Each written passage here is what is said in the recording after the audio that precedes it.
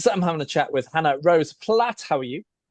I'm really well, thank you. How you doing? Yeah, not too bad. Thanks so much. So we've been playing a new single of yours called "Young Men Need Their Wives." Tell us a bit about the single.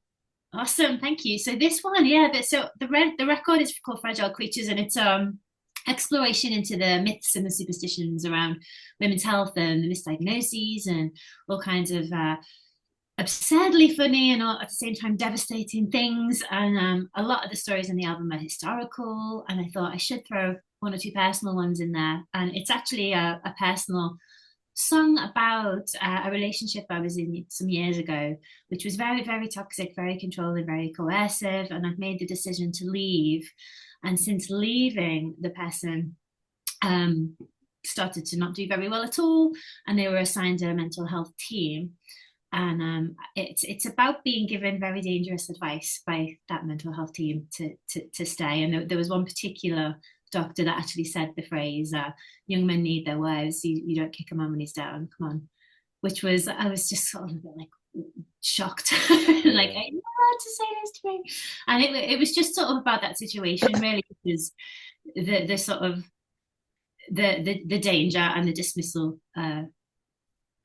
of me and my sort of mental health in that situation. You know, it just harked back to some of the things I was learning about that mm, happened centuries ago.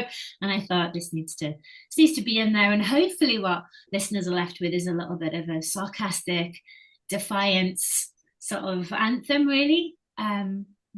Wanted to sort of leave people with a sense of empowerment. Uh, yeah, yeah, yeah, right. Thank yeah. you for playing it. I really appreciate it.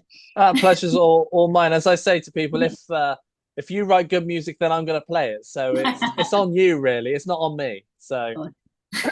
And you mentioned this off your new record, Fragile Creatures, which is out, I think, in just over a week and a bit's time. What can we expect to hear on the record? Oh, so it's a plethora of different sort of sounds and genres. I work with a producer called Ed Harcourt, who's an amazing artist who everyone should also check out if you don't know his music already. And I love working with Ed because we just sort of we're like two kids in a room. Like, what can we make noise with in this room? And it's quite tricky to describe the genre of the record, because I and certainly Ed, we like to think of the arrangement like an extra character in the story, really. So it's what does the story need? What's going to serve this theme? So, you've got a little bit of almost psychedelia on there. You've got a bit of folk. You've got a bit of psychobilly rock. You've got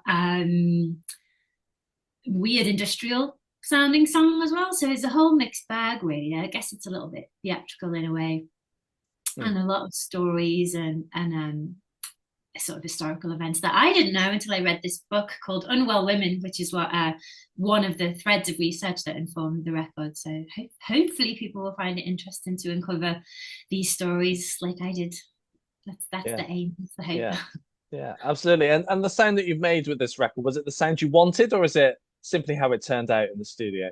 It's kind of both, really, and this is why I love working with Ed. It's the third project we've done together. We did my last album, Deathbed Confessions, together, which is similar, really. It was like whatever the song and the story needed, and then we did I went over to Scandinavia, um, uh, not Halloween, gone Halloween before, and we did a sort of Scandi noir horror inspired EP for that. So we're used to working with each other now. And one of the stories I can tell you is one of the songs, one of the singles actually is called The Edinburgh Seven, and it's about the first seven female doctors.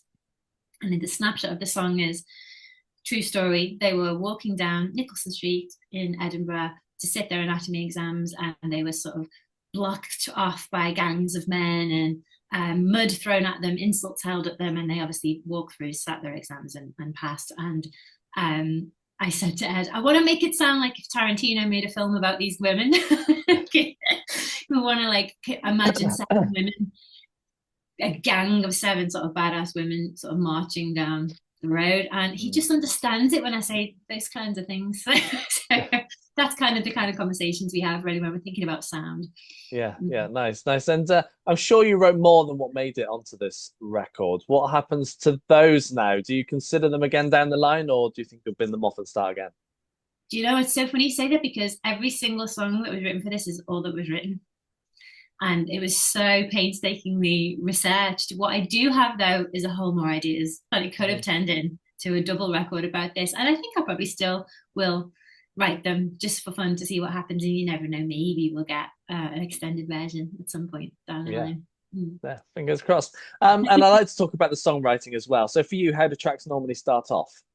Always concept first for me. It's almost, I'm a big cinema nut, and I think a lot in what would this look like as a movie. I almost have like Mhm. the movie in my head, the camera angles, and the camera angles will often determine what tense I use. So if it's first person narrative, it's going to be a close angle.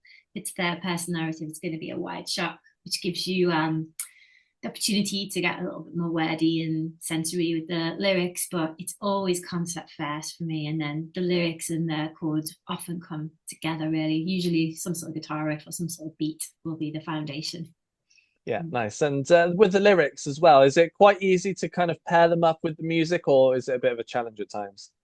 I am a stickler for it, so I have to watch myself editing as I go if it doesn't feel right, and twisting myself in knots because it doesn't feel right. Because I'm a big lyrics nerd. So people often say to me, "Oh, you obviously find lyrics really easy." I'm like, "They're really good," and I'm like, "They probably sound good because I find it hard." And I spend quite a lot of time trying to make sure that they're right. Some of them come easier than others, though.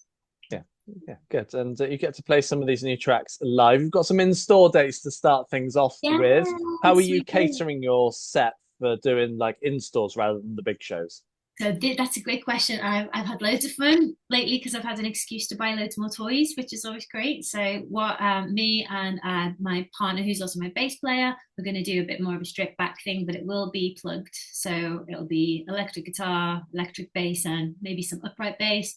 And what we've got is loads of loops, loads of pedals, loads of textures to be playing around with, to try and replicate a little of what you might get on the record. I can't Nice. wait. I'm really Yeah. excited. Yeah, absolutely. And you've got some dates as well in August. It's a little bit different because it's kind of a residency at Edinburgh Festival. How did that come about, and what have you got planned? Oh my goodness. So this is actually quite a good story. So I was looking for a sort of medical themed place to launch the record just before Christmas. I was doing a bit of research and I thought I was on the Royal College of Surgeons in London, which is what I'd intended to land on. And they had a contact form to fill in if you want to play. And I'm like, oh, great, there's a venue already there. That's handy. That's great. So I filled in the contact form, all about the record and the show. And then an hour later, I got an email back from, it said, theatre director. Um, this sounds perfect. How about a 2 week run at the Edinburgh Fringe? And I was like, what the hell did I fill out? What is this? This is amazing, but what is it? And I'd accidentally been on the Royal College of Surgeons in Edinburgh, which is now a theatre, and it just so happens to be the place where the Edinburgh Seven sat their exams. It's now a theatre. So we're going to get to sing that song about those women in the space where they sat their exams a couple hundred years ago. And it's serendipitous. I wouldn't have been able to plan that at all. If I'd have tried, I wouldn't have happened. Yeah. It'll be really fun. So we got 2 weeks playing the show in full at there. Yeah. Is it going to be the same show every night, or are you going to mix it up? I think we'll probably mix it up a bit and see what works and get a feel for, yeah, it's always good to keep ourselves on our toes, I think, as well. Yeah. Yeah, absolutely. And those are the only shows you've got booked in at the moment. What's your plan? Are you hoping to get some more in the diary? Yeah, so we actually also just announced a London album launch, which is at the Water Rats, and that's on May 28th. So that'll be a big full band show. It's going to be really good. We've got the in-stores. 25th, we are playing Rough Trade Bristol, and that's the day of the album release. Following day, the 26th at Banquet, and then the following Tuesday, 29th of April, up at Jacaranda in Liverpool. Big London launch on May 28th. Then it's all things Fringe, getting that show together, playing the Fringe, and then we'll have some autumn dates. We're hoping for an autumn tour of the UK and maybe some European dates as well. Nice, nice. Are you hoping to be back in the studio at some point as well? I've already got the next two ideas for the next two records, so I hope so. Yeah, definitely. Awesome. Sounds good to me. Hannah, it's been a pleasure having a chat with you. Thanks for having me. It's been lovely. Appreciate it.